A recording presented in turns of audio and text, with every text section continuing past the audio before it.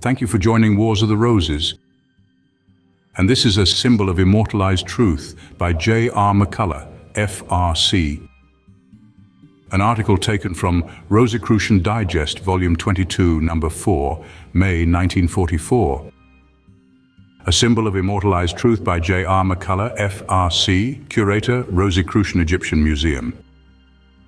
It is a truism that within the patterns formed by often unnoticed and ignored relics of the past, there may be found keys which serve to open channels for new understanding, further insight, and a greater appreciation of the workings of man, nature, and God.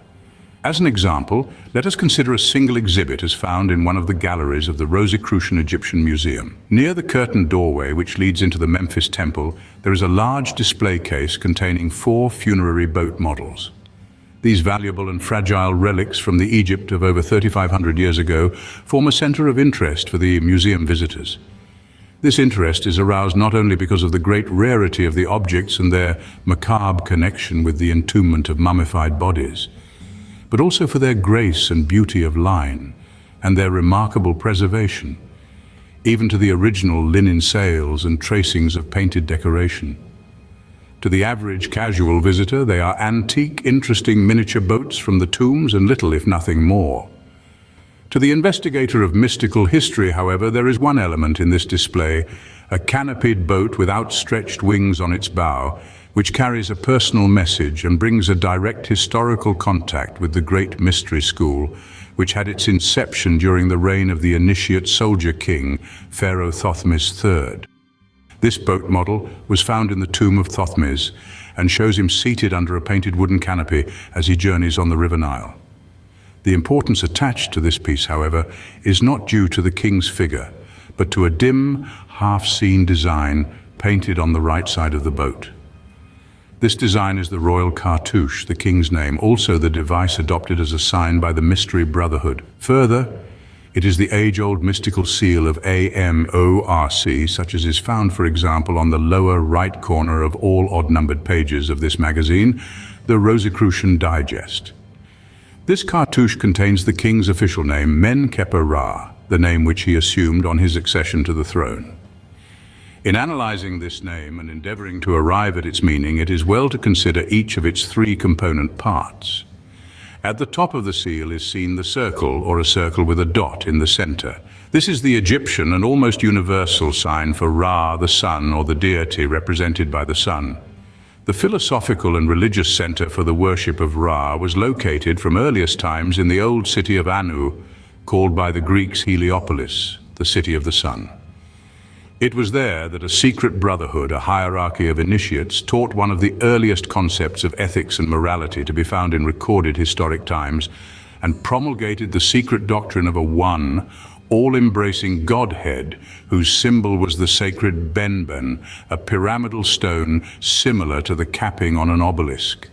In the Book of the Dead, one of the introductory hymns dedicated to Ra, from the papyrus of Men-Kheper-Ra, speaks of the god as Prince of Anu, Heliopolis, Lord of eternity and ruler of everlastingness.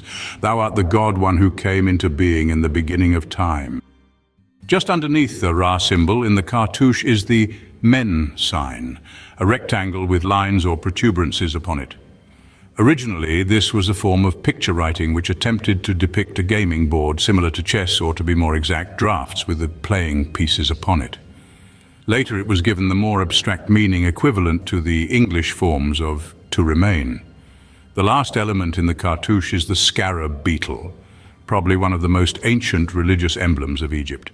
Symbolically, it has many aspects, one of which is that pertaining to the creative sun god, Kheper, the self-created and self-begotten.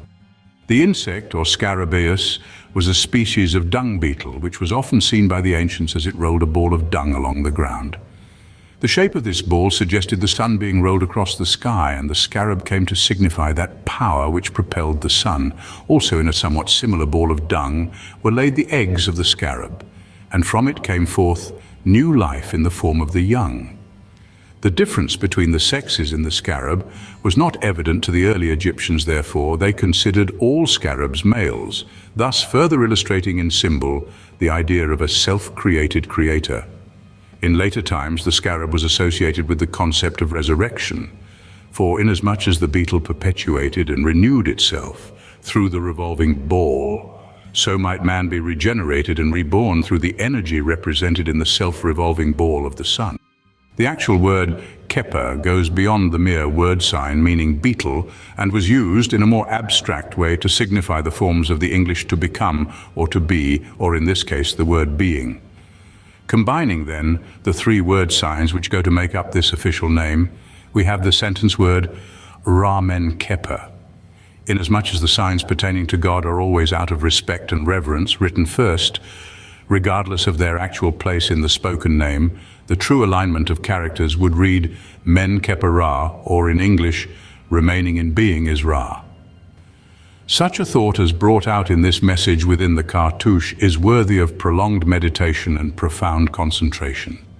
The three key words, remaining, being, and Ra, are all filled with deep significance to influence the search of which has been the minds and hearts of man from the earliest dawn of history, throughout the evolving cycles of growth and understanding up to the present stage of existence. Remaining in being is Ra is written in the I am of the many scriptures and repeated in the God is of mystical philosophy. To obtain even a beginning of its proper understanding, students and mystics have devoted lifetimes of work and meditation, and as they grew in that understanding, so did they approach the ultimate in human evolvement, an attunement with the God of their hearts. If we refute all our illusions, there remains no world in which to exist. Validiva. Thank you for watching, and please don't forget to share, like, subscribe and comment, and if you can please consider donating to Wars of the Roses. Links to PayPal and Patreon are in the description. Thank you so very much.